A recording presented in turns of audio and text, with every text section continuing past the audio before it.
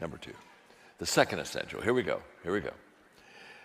The second thing to build your business really well, growth not only matters, but connecting with people matters. You need to really get good at relationships. Relationships are the foundation of leadership. In my 21 irrefutable laws of leadership, I talk about the law of connection. Leaders touch a heart before they ask for a hand. I talk about the law of buy-in. People buy into the leader before they buy into the vision. So what you need to do in your business is always make sure that you're connecting with your people, that there's a great power in proximity. Relationships are so essential, as you know, in this business. So, how do I do that? There are many simple things that I teach in this area of connecting. The first thing I would just say to you very quickly is the fact that you've got to ask yourself, am I a plus in people's life or am I a minus? Okay? If you're a plus in people's lives, it means you add value to people. If you're a minus in people's lives, it means you suck life out of people.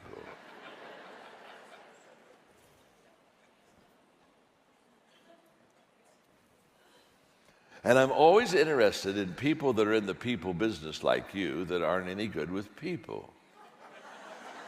It always confuses me. I meet people and they tell me they're in the people business and I look at them and I say, dear God, you have got to be kidding. I mean, some of you don't need to be in this business. Good night. You need to be a toll booth operator.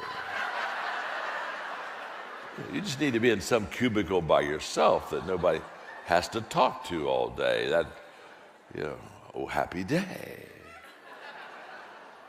I mean, there are people, a lot of times, I just look at them and they're not good with people. And I just want to take them to lunch, buy their lunch, say, my name is John, I'm your friend. I just want to tell you.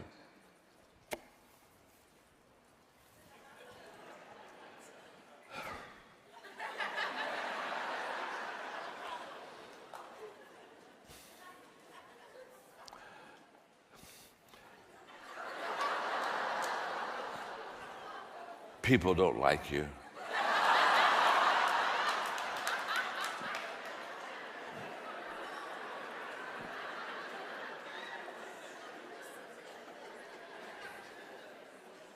You know who I'm talking about. I mean, every one of us, they just walk into the room.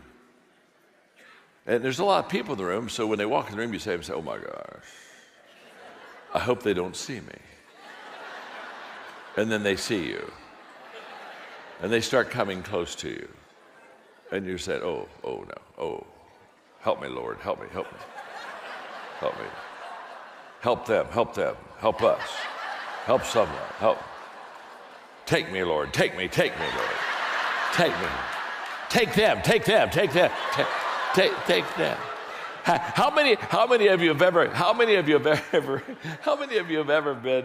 How many of you have been at like your grocery shopping and you're pulling your cart and you get down to the end of the aisle and you look about 2 aisles over and you see somebody you don't want to see?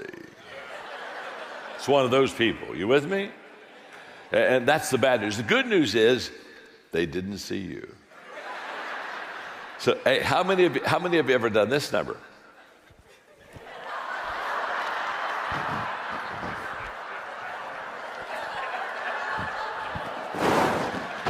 How many of you ever hidden from somebody? Come on, talk to me. Come on, talk to me right now.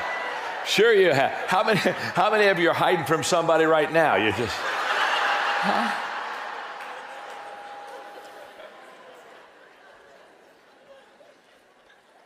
So how do we develop our team to be plus people?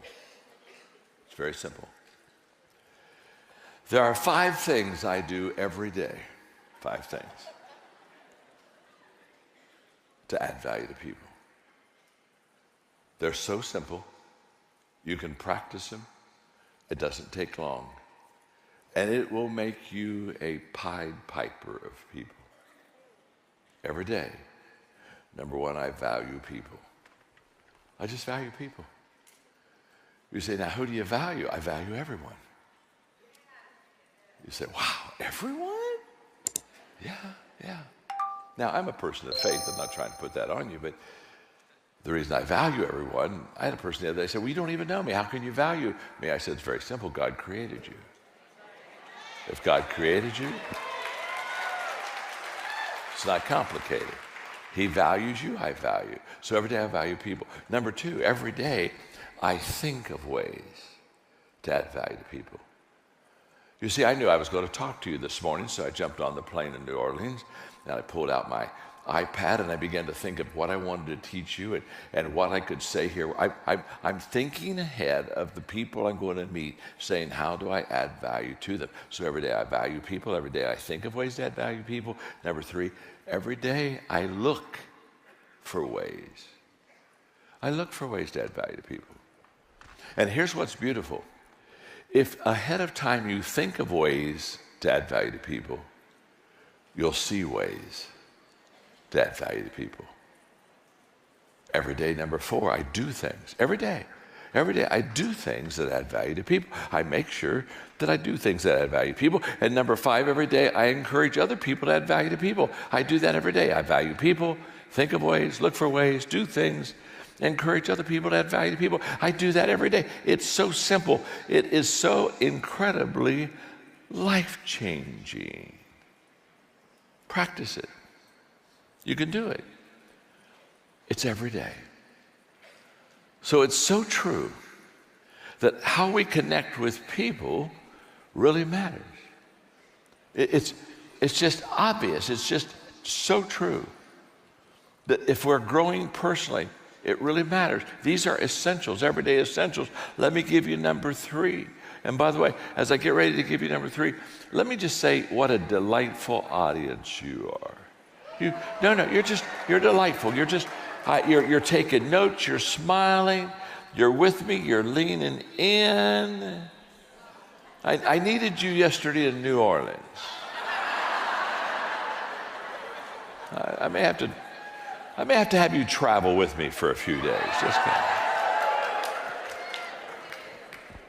But you're so hungry to learn. You're so beautiful in your attitude. I can see it, and it's just fun. What beautiful people you are. What a beautiful company you have. Okay, now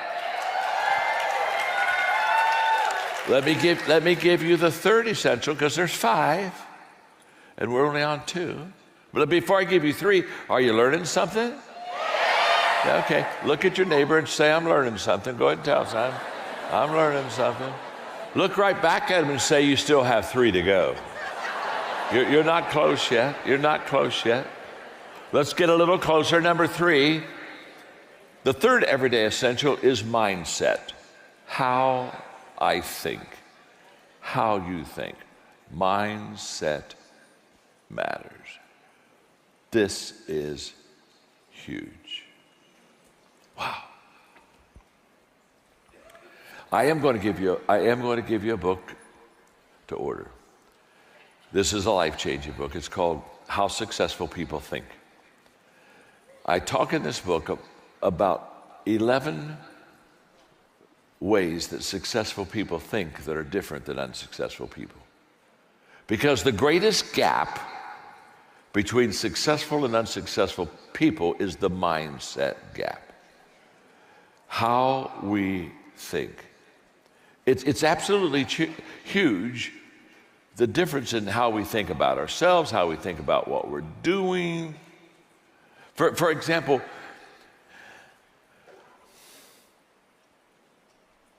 you don't have to believe in me for me to be successful, but I have to believe in me. And you have to believe that I believe in me. So I know a lot of people that family maybe don't believe in them, or friends say, oh, that'll never work, you won't make it. I mean, how many of you had people, as you got into the business, they said, oh, this isn't going to work? I mean, how many of you know what I'm talking about? Of course you know what I'm talking. But you can be successful without other people believing in you, but you can't be successful without you believing in you. And so this, thank you for that. Well, it's all right. Don't press it. Don't press it. It's all right. Don't press it. I'll say something maybe better, and 5 or 6 will clap next time. You know. And let me just say this. It's important for you to choose to believe in yourself, and it's important for you to choose to believe in your purpose. You've got to have personal belief in you, and you have to have purpose belief in what you do. And you have to put them together. And if you don't put them together, it won't give you the return you want. For example, if I have low personal belief, I don't believe in me, and I have low purpose belief, I don't believe in what I'm doing, I won't even get started, okay? Now, if I have high personal belief in me, but I have low purpose belief. In other words, I really believe in me, but I really don't believe in what I'm doing, I won't continue, I'll quit. People that quit, what happens is that they have low purpose belief. Now, if I have low personal belief, but I have high purpose belief, what will happen is I'll do the business, but I won't be great in the business because I don't believe in myself enough, so I'll never reach my dream. But when I have high personal belief and high purpose belief, and I put them together, then all of a sudden, everything changes. So, there's so much. I could talk to you for all day about mindset, how we think. But one of the things when I teach is I talk to people about their attitude, their mindset about failure. Because a lot of people really get tripped up with failure. And I'm just here to tell you that, in fact, I just wrote a book. I wrote a book, and I've already finished the manuscript, but I'm not putting it in yet because I'm writing another book that I want to get in front of that book. I'm so sorry. I'm so sorry. It happens to me all the time. In fact, I was talking to God the other day. I've got 13 more books to write, and I'm 76. I said, you have got to let me live a long time. So I wrote a book. It'll come out in about a year, but it's not going to come. Called How to Receive a Return on Failure. And I just love this book. It's How to Receive a Return on Failure. And I was going to, but because of where we are in our country, I'm writing another book right now that's going to come out next March or April called High Road Leadership, with a subtitle, Bringing People Together in a World That Divides.